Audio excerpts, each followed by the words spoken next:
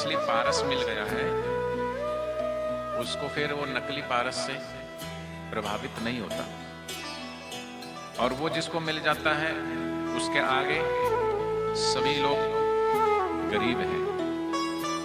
फिर उसके आगे रतन टाटा भी गरीब है, धीरूभाई अंबानी भी गरीब है, अनिल अंबानी भी गरीब है, मुकेश अंबानी भी गरीब है, बिल गेट्स भी गरीब है, प्रधानमंत्री भी गरीब है, अमेरिका का ट्रंप भी उसके आगे गरीब है। बाहर के बड़े से बड़े पद और बड़े से बड़े धन से वो प्रभावित नहीं होता। वही ज्ञानी की स्थिति है। हर्ष में हर्षित नहीं होता और दुख में। ज्ञानी कैसा होना चाहिए? ज्ञानी की गति ज्ञानी ही जान सकता है, अज्ञानी नहीं जान सकता।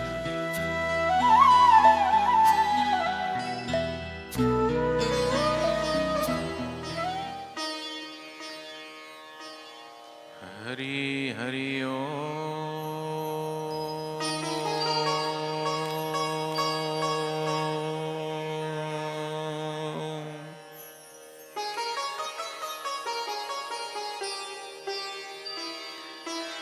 हरि हरि ओम।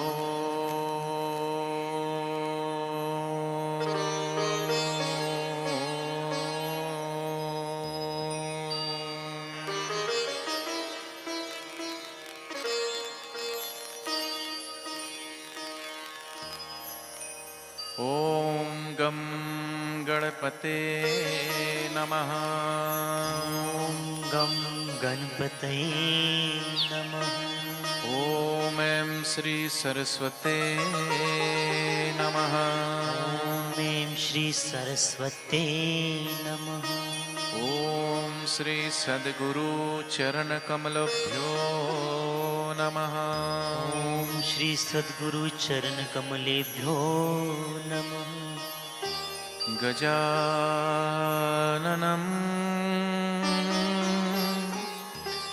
भूतिगणादिसेवितं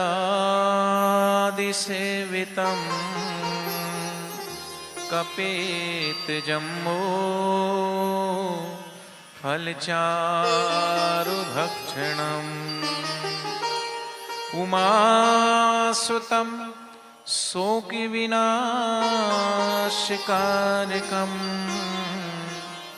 नमामि विघ्नेश्वरपादपङ्कजम्।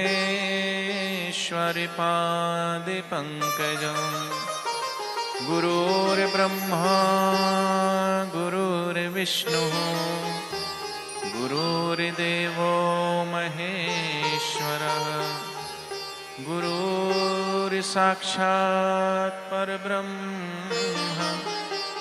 तस्मै श्री गुरुवे नमः। त्वमेव माता च पिता त्वमेव बन्धु च सखा त्वमेव विद्या च द्रविणं त्वमेव सर्वं मम देवदेव। हरि ओम।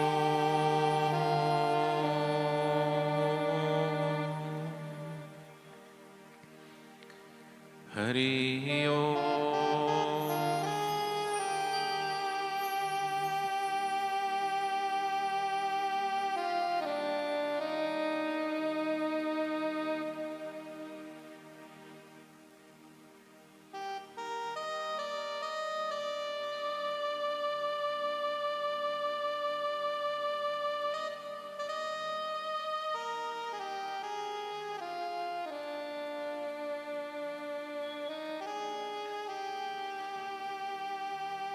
हरि ओम।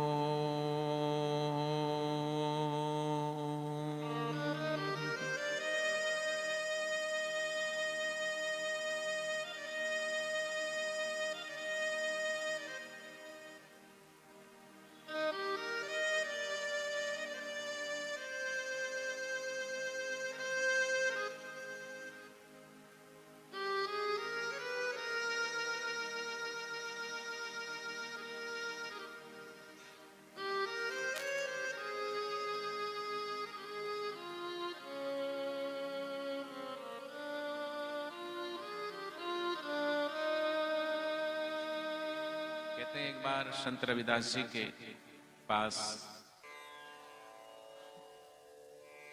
उनका जो भगवत प्रेम था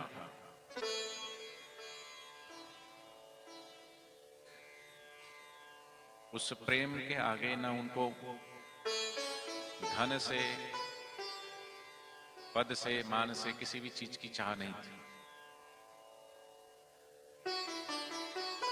तो एक संत वहां आए,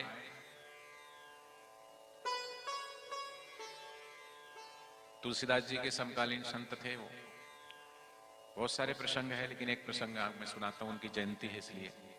तो उन्होंने कहा मेरे पास एक पारस है। पारस आपने, हमने तो देखा नहीं, आपने से किसी ने देखा हो तो बताओ। पर ऐसा सुना है कि पारस को अगर किसी भी लोहे की धातु से अगर स्पर्श करा दी दो तो वो सोने की बन जाती है। ऐसी पारस की महिमा है। सोना तो देखा है लेकिन पारस कैसा होता है, मला माहित नहीं। तो कहा महाराज मैं कुछ दिनों के लिए बाहर जा रहा हूं, मेरा पारस आप रख लीजिए, जब मैं वापिस आऊंगा। तो उन्होंने कहा मुझे आपका पारस नहीं चाहिए। बोले इस पारस की बड़ी महिमा है कि किसी भी चीज को छुआ दो तो ये सोना बन जाता है, लोहे को।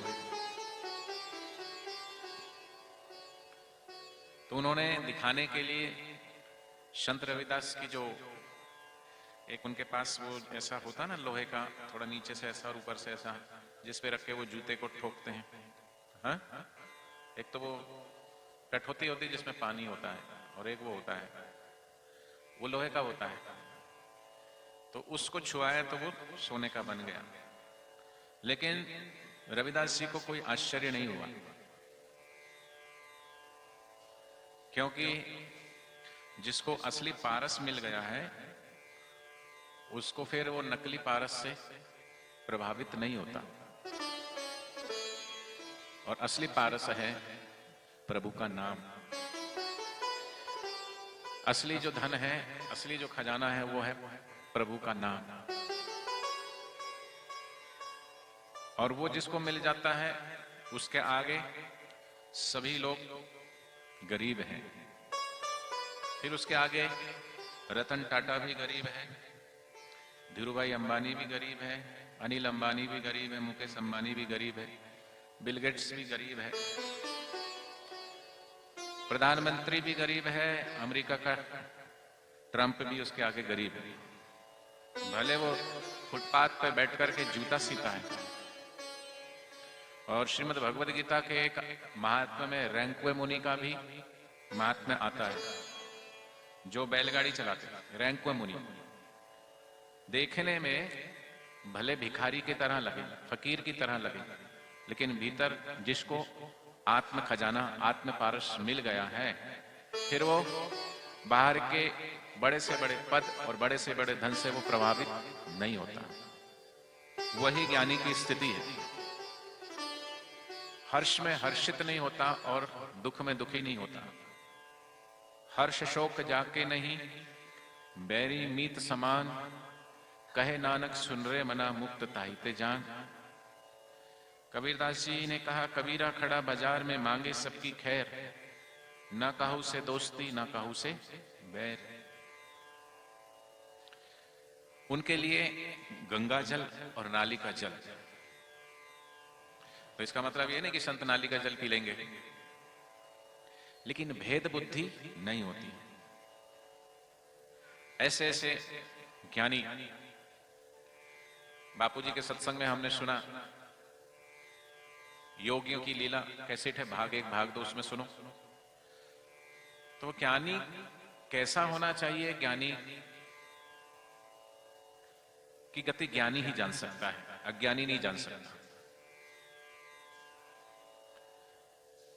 तो मीरा ने उसको पाया तो मीरा कहती है, पायो जी मैंने राम रतन धन पायो, वस्तु अमोलक दी मेरे सतगुरु कृपा कर अपनायो।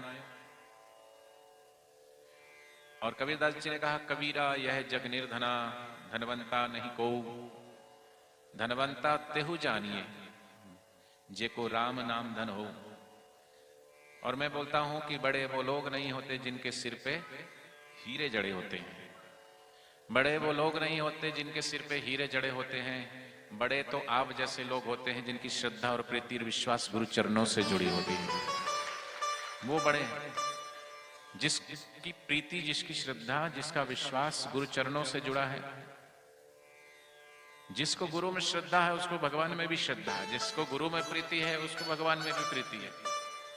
क्योंकि भगवान को तो देखा नहीं, लेकिन सदगुरु को तो साक्षात देखा है। कल भी बताया था मैंने कि अलग पुरुष की आरशी साधु का ही देह है, जिनकी हाजिरी मात्र से ईश्वर मैं हमारा मन और भगवताकार चिंतन शुरू हो जाए, उनकी हाजिरी मात्र से। तो ऐसे ही रविदास उस कोटि के संत थे। संत रविदास के वचन हैं कि मेरी संगति सोच पोच दिन राती, ये पंजाबी वर्ड है, आपको शायद समझ ना आए। मेरी संगति सोच पोच दिन राती, मेरा कर्म कुटिलता जन्म को भाती। राम गुसैया जिए के जीवना, मोहे न विसारो मैं जन तेरा। मेरी हरो विपत्ति जन करो सहाय, बेग मिलो अब करो ना विलंबा। अर्थात रविदास जी कहते हैं, मेरी संगति सोच पोच दिन राती। इस संसार में जो भी है यह तन विष की वेलरी। ये जो तन मिला है, इस तन के अंदर जो भी डालो है, अमृत भी डालो तो वो भीतर जाके जहर बन जाता है। यह तन विष की वेलरी। भोजन कितना स्वादिष्ट से स्वादिष्ट करो, लेकिन एक बार पेट में चला जाए विष्ठा बन के निकलता है। गंगा जल पिला दो लेकिन वो तेजाब होके निकलता है। ऐसा ये शरीर है। मेरी संगति सोच पोच दिन राती, मेरा कर्म, और मैं अपने कर्म देखूं तो ऐसे कुटिल कर्म है। कभी काम, कभी क्रोध, कभी लोभ, कभी अहंकार, मेरा तेरा, इसी कर्म में, राग में, द्वेष में, मोह में, ममता में फंसे हुए हैं। जन्म को भाती। राम गुसैया जी के जीवना, लेकिन सदगुरु जिसके जीवन में आ गए, सदगुरु जिसके जीवन में आ गए, राम गोसैया जी के जीवना, मोहे न विसारो मैं जन तेरा। है गुरुदेव, मेरी आरजू है इतनी, मेरे साथ साथ रहना। डोले जब किस्ती मेरी, मेरी बाह थाम लेना। तेरा हाथ जिसने पकड़ा वो रहा ना बेसहारा, दरिया में डूबकर भी उसे मिल गया किनारा।